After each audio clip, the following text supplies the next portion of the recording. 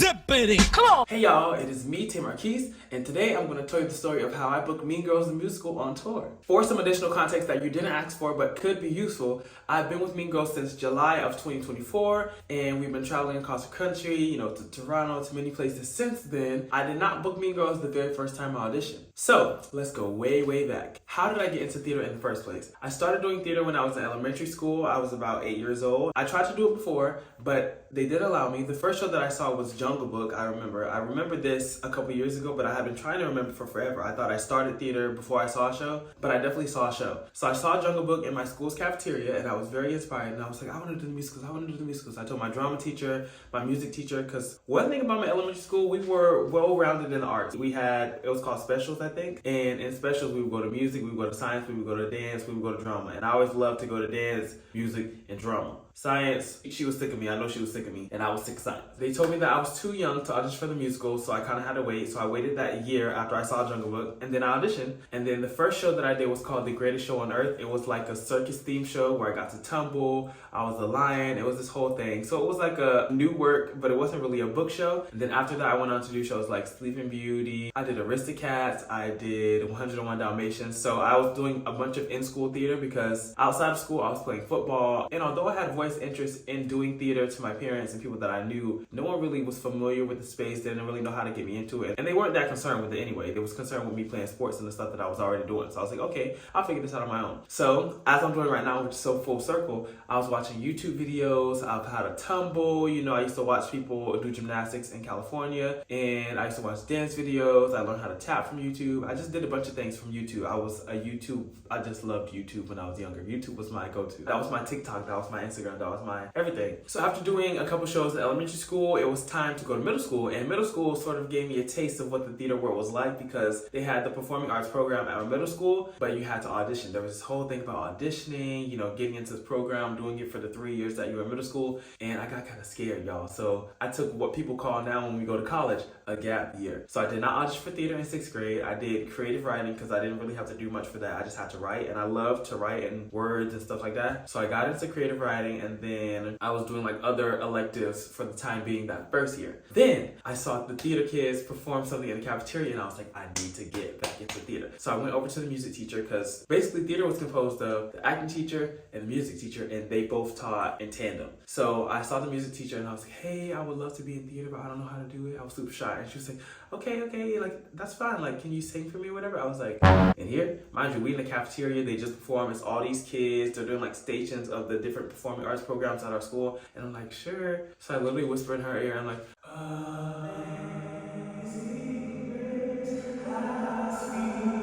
the sound. I don't think it was that good. But then after that, I don't remember actually formally auditioning ever. She was like, okay. Mind you, because I was doing creative writing, after being there for like a year or so, I was considering leaving creative writing, and I wanted to do acting and musical theater as my electives, or just something else, because creative writing, I was good at it, and I knew it would teach me a lot, but I was ready to get out of there. And so she kind of guilted me, love her dearly, she kind of guilted me, being like, oh, you should stay in creative writing, something about me leaving, basically. She was trying to convince me to stay. I'm glad I did creative writing, and I'm glad I stayed, but I still did do theater as well. So I had 2 electives, 2 VPAs, whatever. So I did theater, did Dear Edwina, and I did Fame in middle school, and then in high school I went on to do a bunch of shows.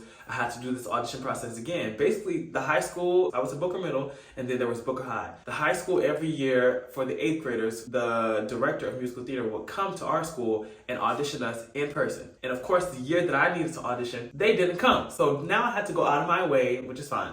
I had to go out of my way, let this be a lesson, to audition. And so I spent the whole summer like contemplating auditioning, trying to figure out what I wanted to perform, what I wanted to audition with, what I wanted to do, how I wanted to audition, when I wanted to audition. I was just like, I didn't have any guidance, and that was crazy, thinking about it now. So I got in contact with the teacher, they gave me his email, and I was like emailing him or whatever, and I was scheduling an appointment. He was like, okay, we can do this, and then I would be like, hypothetically speaking, if I were to not be able to make the audition, would da-da-da-da-da-da, or hypothetically speaking, da-da-da. And I had all these hypotheticals. I was buying so much time because I was so scared to audition, y'all. I don't know what I thought. I thought the theater was this grand thing, especially because the middle school that I went to, we would perform on the high school stage. So that was like a little taste of what it could have been. We had like maybe 2 shows, and it wasn't this grand thing. It was very, very educational, elementary. I was really excited to do it, but I was just so intimidated by it. And I remember learning hairspray. I was learning Run and Tell That. I was going to be in my CD bag, and I was learning it at my grandma's house. I don't know where everybody else was, but at this time I was old enough to be at the house by myself, so I had the house to myself. I was learning it. I was like, hey, I can't see why people look at me and only see the color of my face. Oh yeah. Learned the whole song, learned the choreography from the movie for this audition. Mind you, I'm going to be the only person auditioning. Learned the choreography from this movie. Of course, I learned the backup just in case I got too scared, because me being the overplanner that I am, I did that. And so after all the hypotheticals, all the emails, all the rescheduling, I auditioned on a Saturday. Everybody else had auditioned, and this was the Saturday before school started, y'all. I'm not even kidding.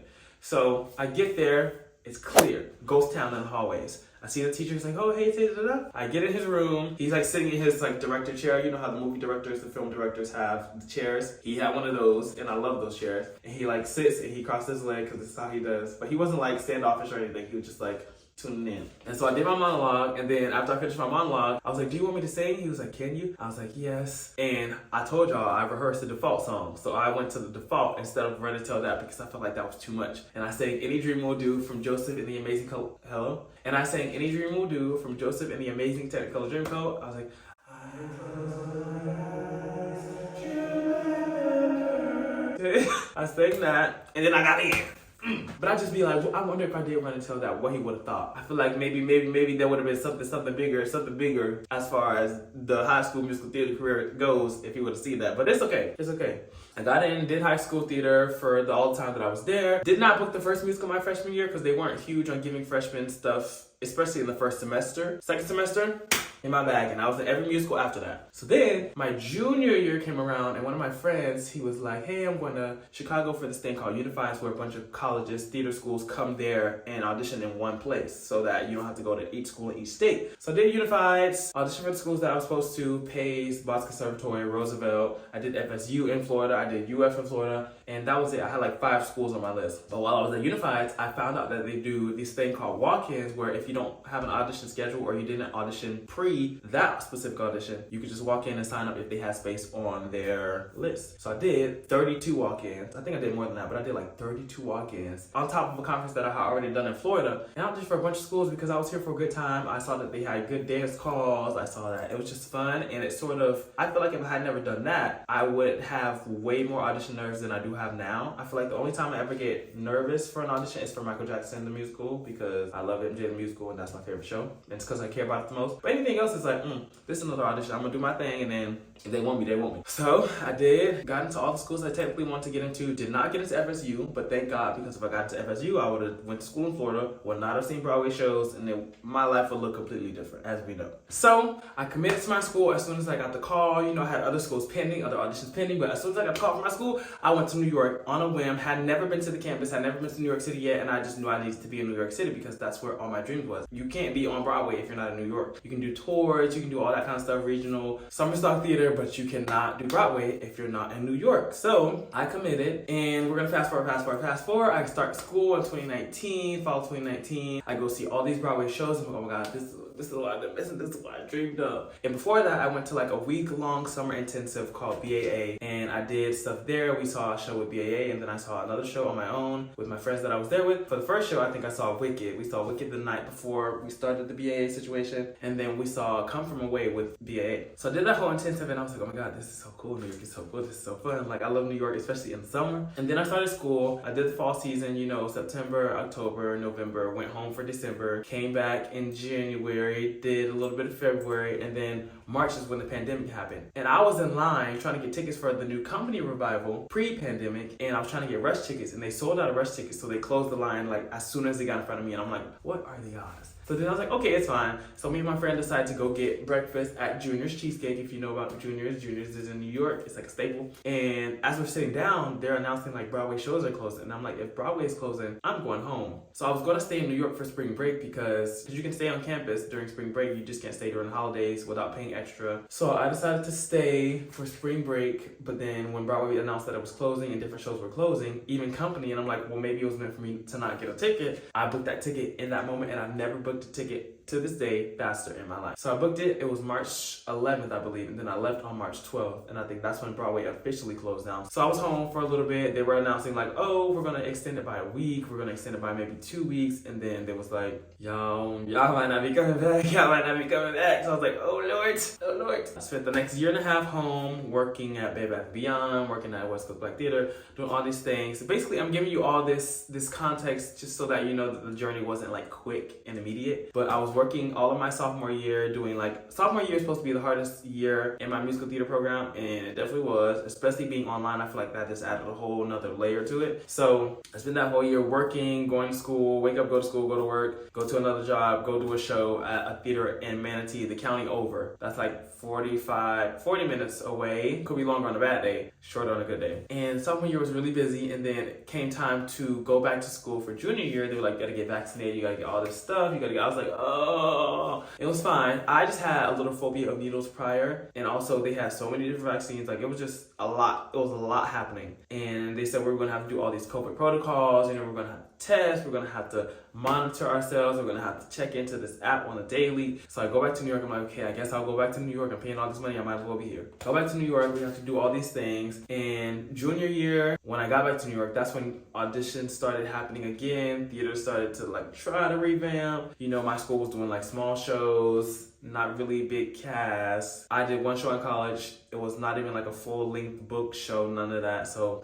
that was because of the pandemic partially, but I just didn't get cast in anything else either. So the musical was called Fugitive Songs. It has some very good music, but there's no like cohesive story. Glad to be a part of it, glad that it happened. Also, Turn of Fate, I was supposed to be the understudy for the role of Joshua in Fugitive Songs, but my friend Ernest, who booked the role initially, couldn't do it anymore. So then they offered it to me, which is a very real thing in theater. Sometimes someone else will get the job and then they need someone else for it, and you were just there. You either understudy or maybe you were their next available option. Anyway, it doesn't matter how you got the job. It's about the fact that you got it. So don't worry about whether you were the first pick, throw the imposter syndrome out of the window. And then also at the same time, like I said, Broadway was starting to audition again. They were starting to open up, but not in person. They were doing these video submissions, and you didn't even have to be equity at this time. So you could just like submit a little video. If they saw it, they saw it. If they didn't, it just went into the abyss. So Mean Girls was doing these, I believe, in my junior year. I think they might have even done it my senior year. They definitely did it my senior year. And I submitted to the forums. I don't think anybody viewed the stuff that I submitted. I feel like it was a YouTube unlisted link or either a Google Drive. Either way, I worked hard on the dance combo. I thought it was really good. I don't remember what I sang, but I think it was obviously something pop rock. Didn't hear much from it. Didn't hear anything from it, to be honest. Fast forward, senior showcase, I get an agent from showcase. So this is a quick breakdown of my showcase to like working professionally pipeline. So I did showcase, met with agencies after showcase because that's the whole point of showcase. And then I started working 2 days after I graduated at the Rev Theater. I was doing Evita there. And then right after that, I did Legally Blonde at Kansas City Starlight, which I got by like someone else, I think dropped the show or couldn't do the show anymore. One of my dance professors from sophomore year while I was here during the pandemic was like, hey Tay, you tumble right? I saw her the last week of college. Had not really seen her in person while I was in college when I got back to New York City because I was learning from her online. And she was like, hey Tay, you tumble right? And I was like, yeah, how do you know that? She's like, I feel like I saw it on your social media or something like that. But we never had this discussion. So she's like, okay, well, my friend is directing this production of Legally Blonde. It's gonna be really good. I'll send her your stuff. She'll email you some stuff, maybe some side stuff you can audition. I was like, okay, fine. Do that. I taped 2 songs. That is it. And then I got the job. So Legally Blonde was second. And then third, I did Guys and Dolls at PCLO. And that was the finale of my summer regional season straight out of college. I was living the dream. So I came home for 2 weeks after PCLO, and then I moved back to New York City, and then I did not work for 8 to 9 months after that. And it was hard again. I lost a bunch of stuff. All this stuff happened. Lost clothes. I don't know if they were stolen. I don't know what happened. Moved back. Not the best apartment situation, per usual. And then I was just auditioning in person. Mean Girls didn't really have any like in-person auditions open at the time, but I definitely had submitted to the forums my senior year and I think junior year, nothing came of them, like I said. And then once I signed with my agent, which I signed with the first week that I was at the Rev with Evita, so all the work I had booked by myself for the summer, and then I did a few auditions, a few self-tapes here and there, maybe for like a Hamilton, for a few other things, but I couldn't really do anything because I had these jobs lined up already. And then come like March, April of 2024, I get a self-tape for Mean Girls. The first time it was for the ensemble. The track is named Shane Omen. My friend Jamal booked it at the time, but it was Shane Omen, understudy Aaron Samuels. So I auditioned for that. I put on my little workout shirt, sang Aaron Samuels. I thought it was good. Didn't book it.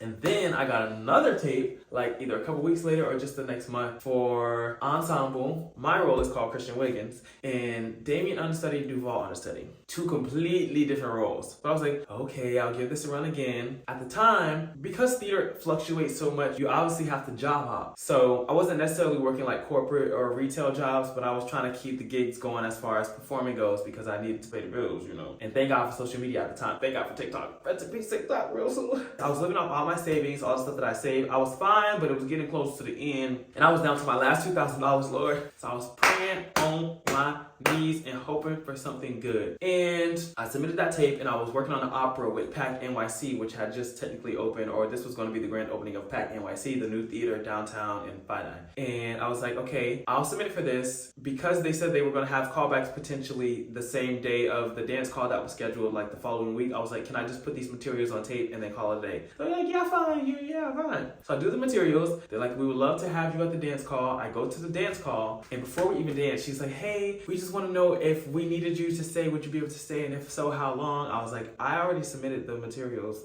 on the tape for this exact reason because I have to go to rehearsal/work because it was a job. She was like, I know, but wouldn't you want to be seen?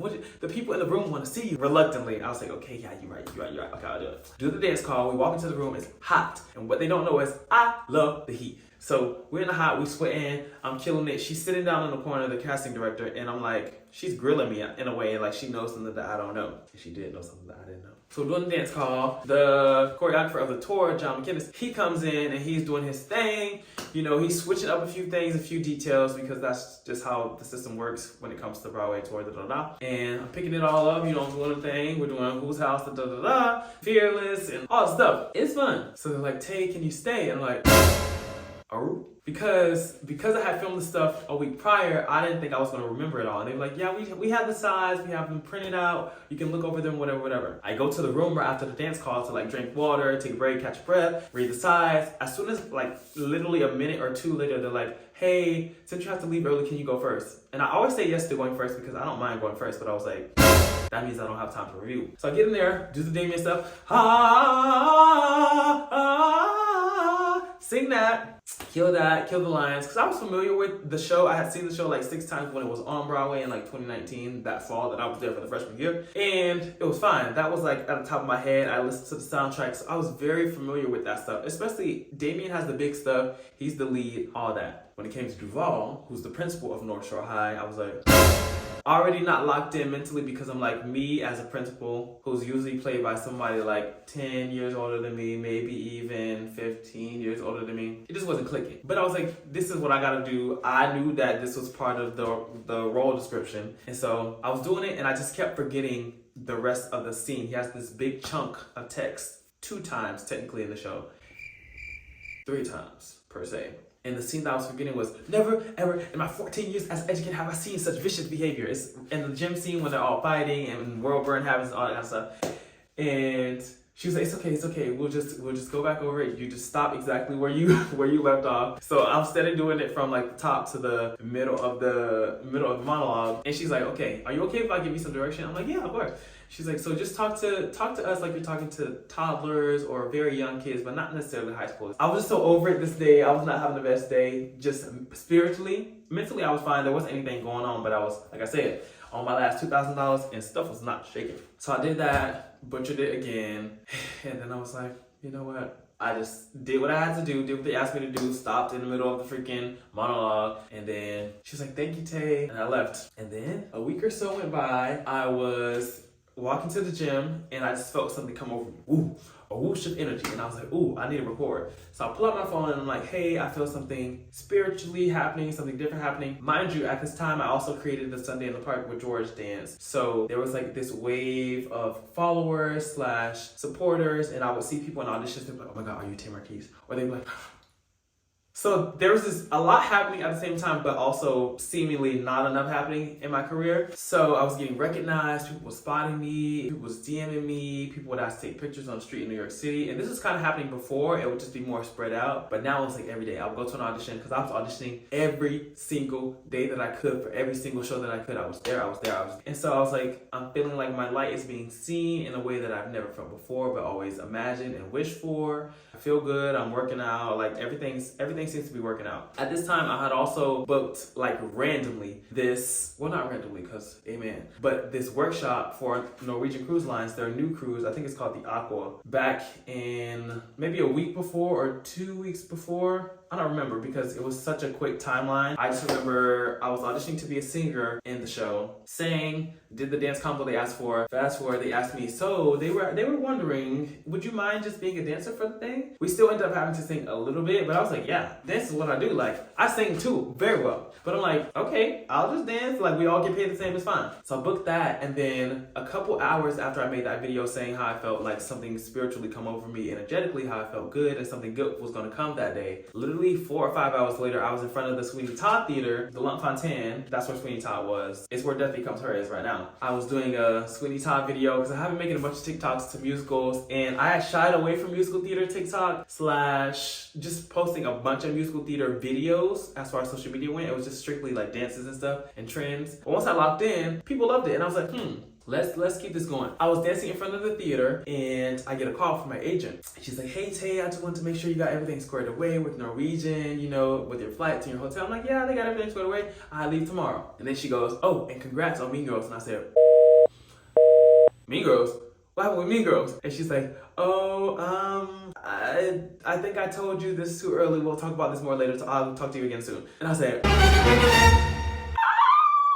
and at that moment, a good day of my life turned into the best day of my life. So I booked Mean Girls after all of that, and then my life changed forever. So I went to do the Norwegian thing for a month. I moved out of my New York City apartment. Mind you, at this time, because I was on my last $2,000, I was hunting for jobs. I was going to like Doc Martens, I was going to Lush. Everybody was hiring, everybody needed a resume, everybody needed this, everybody needed that. I'm like, I'm trying to sell shoes and soap. Why do I need a resume? Why don't y'all have applications in person? I like to do it traditional. I want to write it down. I don't want to go online. And nothing was clicking. I'm like, maybe God don't want me to work a retail job. Maybe God don't want me to be picking up shit. Maybe God don't want me to be slaving away at a 9 to 5 in New York City. And God didn't want me to be doing that. So I didn't get those jobs. I got the Norwegian job, planned for that, found out about Mean Girls, went to Florida for a month, moved out of my apartment, and got 2 jobs technically. So I prayed for a job, I prayed to move out of my apartment, I prayed for a new apartment. Oh, and to visit my family. And it just so happened that the job that I got with Norwegian rehearsed in Brandon, so I was able to either go to Sarasota, my hometown, to visit my family, and they were able to come up to visit me. So it just all worked out. Because if I had spent money from my bank account to get tickets, I would have been at $1,000 and some change. My rent was already $1,000 and some change, and I needed to eat because I was not cooking in the kitchen because of the apartment situation. That's another story for another time. So I was like, oh my God. I was like, Mom, I don't know what to do. I don't know what to do. I never thought I would be at this moment because I'm such a confident person. I'm so responsible, so forward, so intentional about all the things that I do. I work very, very hard for all that I have and all that I've gotten. And I just happened to be in this circumstance because that's how the industry works. So honestly, y'all, I never thought the day would come, but I was scared that I was gonna have to move back home because I wasn't getting a job and I was trying. So I went home, did the Florida gig after getting my 4 wishes and forced my lucky number. That's why I had to emphasize that. Went home, did Norwegian for a month, and then because I found out about Mean Girls so well in advance before my actual start date, I was like, I'm gonna just stay home. So I did it. And that's how I booked Mean Girls, and that's all that happened before. As always, thank you for watching. Come again. Bye.